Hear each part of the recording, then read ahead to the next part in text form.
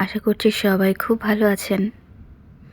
আমিও আলহামদুলিল্লাহ খুব ভালো আছি। সকালের প্রকৃতিটা দেখেন, কত চমৎকার। আমরা অনেকেই সকালে ঘুম থেকে উঠি না, এই জন্য প্রকৃতির এই সৌন্দর্যটা আমরা কেউ উপভোগ করতে পারি না। এই চিত্রটি হচ্ছে আমার এলাকার,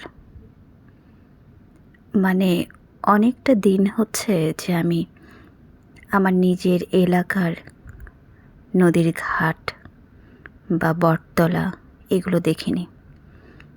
তো সেদিন গিয়েছিলাম নদীর ঘাট, ব্রিজটা, আবার সাথে বটতলা দেখতে। মাঝে মাঝে এখানে আমি ছবি আঁকতেও আসি।